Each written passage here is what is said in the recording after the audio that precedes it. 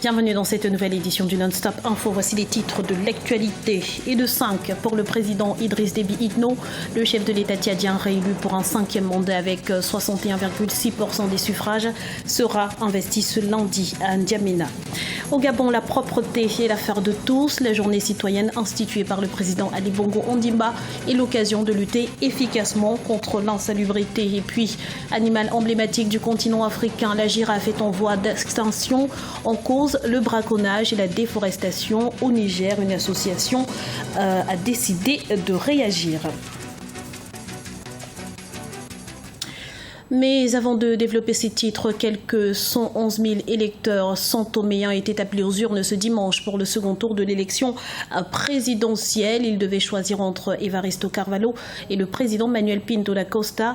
Une élection sans grand suspense puisque le président sortant a annoncé son boycott, dénonçant des fraudes et réclamant l'annulation pure et simple du processus électoral.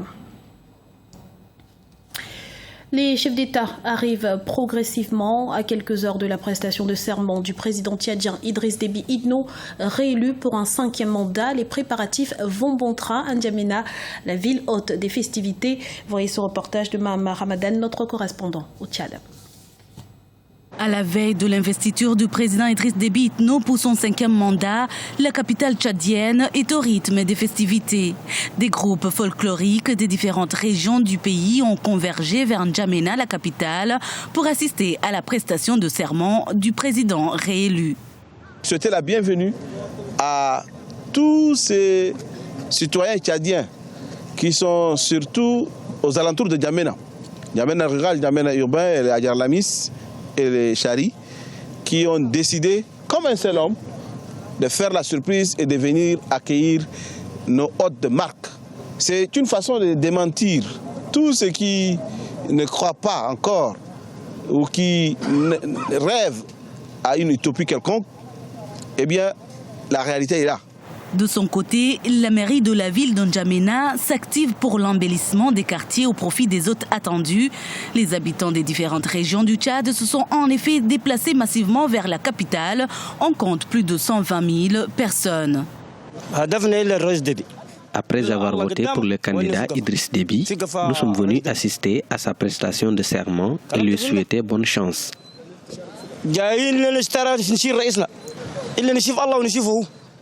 Nous sommes conscients des défis qui l'attendent. Notre présence ici, c'est pour lui rappeler ses promesses. Notons par ailleurs que plusieurs chefs d'État africains seront à N'Djamena pour assister à cette cérémonie de prestation de serment du président tchadien Idriss Déby Itno.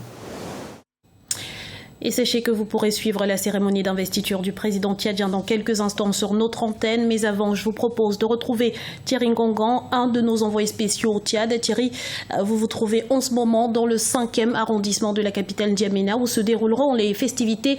Quelle est l'ambiance qui règne sur place ?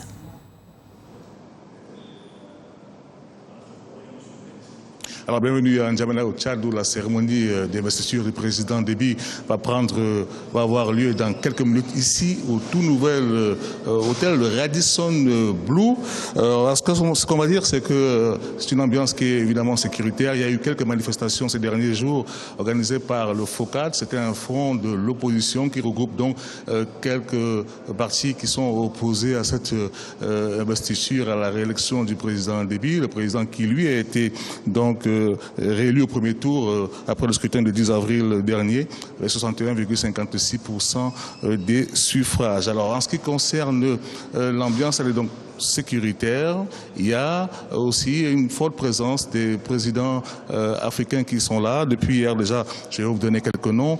Monsieur Faustin Archange Touadéra de la RCA est arrivé ce dimanche. Monsieur Yoweri Museveni de l'Ouganda. Monsieur Joseph Kabila Kabange de la RD Congo. Le président guinéen Alpha Condé.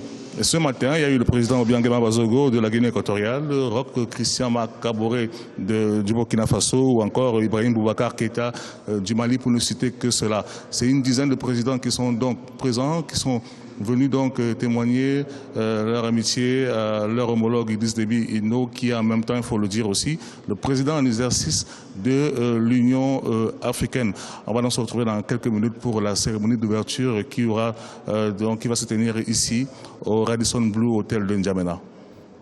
Merci Thierry pour toutes ces précisions. Dans le reste de l'actualité instituée par le président Ali Bongo Ondimba, la journée citoyenne est désormais prévue tous les premiers samedis du mois au Gabon. Objectif, lutter efficacement contre l'insalubrité.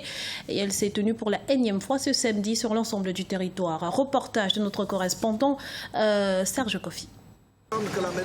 Une journée citoyenne pour embellir Libreville, la capitale gabonaise. Ici à Okala, dans le premier arrondissement de Libreville, ou comme à Petit Paris, plusieurs habitants ont participé ce samedi à plusieurs actions de propreté. Curage de caniveaux, débroussaillage de parcelles et déplacement des véhicules abandonnés. Un des objectifs de cette journée, outre la convivialité, est de permettre à chacun de donner une journée dans le mois pour sa ville, sa commune ou son quartier. Nous devons rester propres. Nous avons remarqué qu'il y a d'autres qui ne savent même pas balayer, nettoyer le pourtour là où nous vendons. Mais lorsque le maire passe, c'est là où on commence maintenant à le faire. Or que ça devait venir de nous-mêmes. Et c'est une bonne initiative. C'est un honneur, comme je le disais tout à l'heure, de participer à la journée citoyenne qui a été instituée par les autorités de notre pays chaque premier samedi du mois. C'est également pour apporter notre pierre à l'édifice, au développement de notre pays.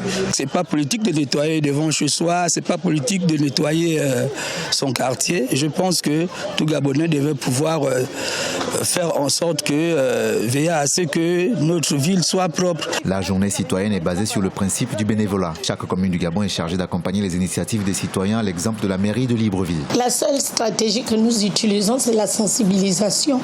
Lorsqu'on fait la tournée dans les arrondissements, en même temps, nos équipes procèdent au nettoyage avec l'aide d'Agli.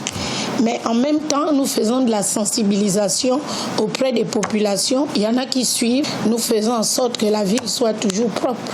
Notre défi à la mairie de Libreville, c'est rendre Libreville belle et conviviale. Mais c'est ça, il faut qu'on lui parle.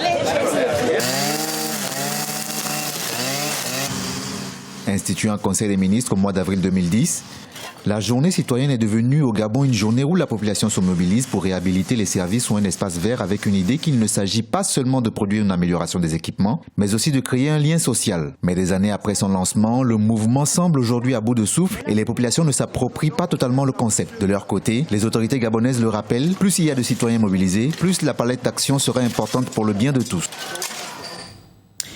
Les girafes du Niger sont les dernières d'Afrique de l'Ouest et les uniques spécimens de la sous-espèce Peralta, une espèce très rare et pourtant menacée par la disparition progressive de la brousse arborée dont elle consomme les feuilles. Reportage de notre correspondant Sadou Alizé Mokhtar.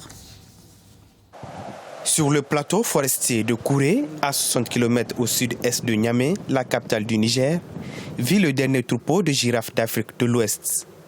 Autrefois répandues par milliers du Niger au Sénégal, elles ont été décimées non seulement par l'extension des zones cultivées, mais aussi par la chasse, le braconnage et la désertification. Leur habitat est soumis à une déforestation abusive en vue de l'approvisionnement en bois de la ville de Niamey et de ses alentours. En 1996, cette population a atteint son niveau le plus bas. Un niveau jamais atteint avec seulement 50 individus restants. Grâce à l'appui de l'État nigérien a fourni beaucoup d'efforts pour la conservation de cette espèce-là, en collaboration avec les partenaires techniques et financiers, notamment l'Union européenne et le PNUD. Cette population aujourd'hui, donc en 2015, donc le dernier dénombrement que nous avons eu en 2015, fait ressortir donc une estimation d'à peu près 500 individus. Donc nous avons à peu près une croissance d'à peu près 10 à 12% par an de cette population de girafes. Et actuellement, en Afrique de l'Ouest, c'est la seule population qui vit à l'état naturel. Pour protéger le dernier troupeau de girafes d'Afrique de l'Ouest, l'Association pour la sauvegarde des girafes du Niger s'est engagée depuis 2001 dans un processus de protection permanent de l'espace dans une zone d'intervention de 116 625 hectares. Aujourd'hui, cette structure emploie 17 guides chargés d'accompagner les touristes et de sensibiliser les populations locales. Leurs haricots est mangé par les girafes. Leurs jardins de mangue sont saccagés Donc vraiment, ça, ce sont des difficultés que reçoit la population. Mais déjà, comme ce sont des animaux propres qui sont à eux, avec quelques difficultés, ils arrivent à surmonter. On voit que les girafes sont vraiment plus économiques vivants que morts.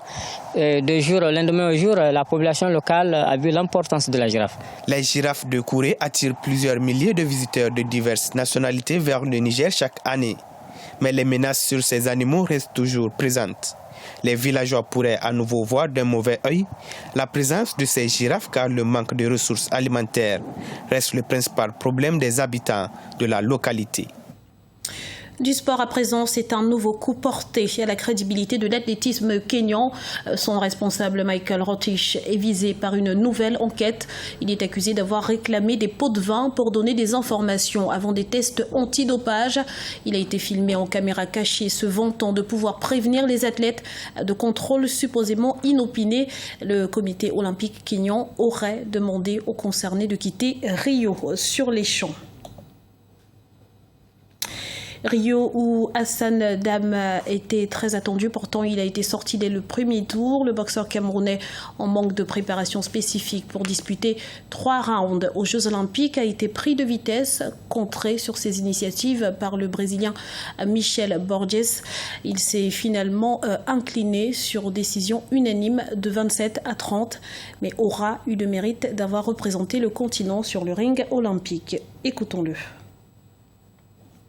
J'ai découvert un gars qui boxait en large crochet, donc voilà, et à partir du 2e et du 3e round, j'ai essayé de mettre la pression pour